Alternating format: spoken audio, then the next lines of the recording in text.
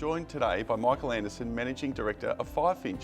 Michael, thanks for your time. Hi David, how you going, mate? Only been in the job a month. What Yeah. drew you to this opportunity? So I was looking at the acquisition that the guys pulled off with my Taurus hat on probably 5-6 months ago.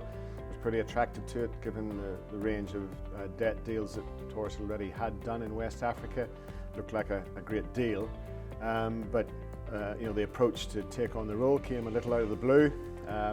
Wasn't looking, which is maybe the best way sometimes, but had a few chats with both Alistair, the chairman, and a couple of the other board members, Mark Hepburn in particular that I know, and I sort of quickly came to realise that it was a great opportunity for me.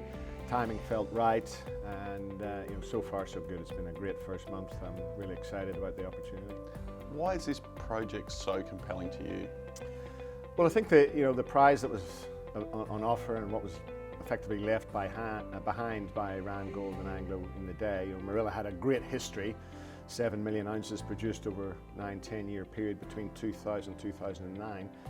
But as to why they left, I guess you'd have to ask them. But what they left behind from a geological perspective was a significant resource base with a lot of intersections that speak to the upside potential. And I guess times are different. Gold prices are different.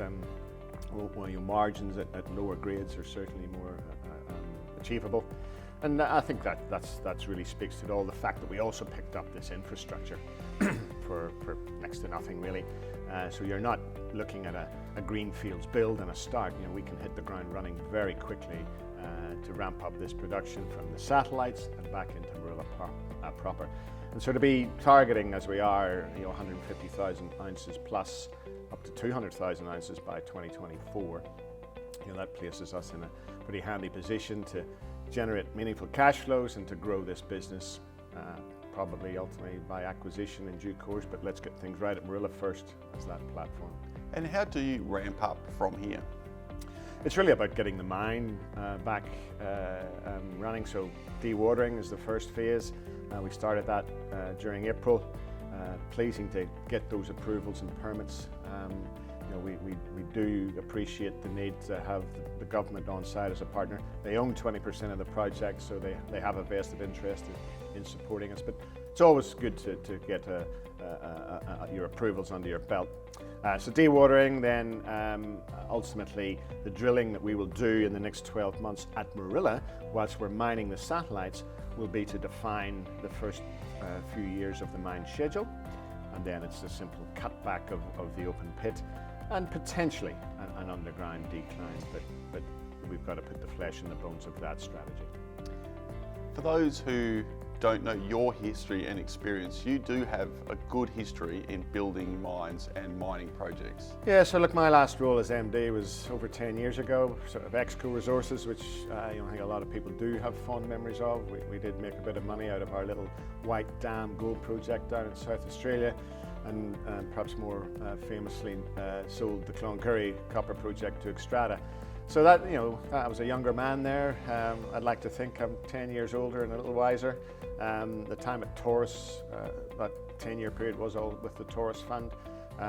Learned an awful lot more, sat on a few boards of the equity investments, and more laterally then was involved in a lot of the debt deals that we did, particularly in West Africa. And so, the context of all that I think is very relevant to what I'm doing now. I do feel that experience will hold me in good stead at Morilla and at Firefinch. And look, if I can replicate the success of Exco with Firefinch, there'll be a lot of happy people, including myself.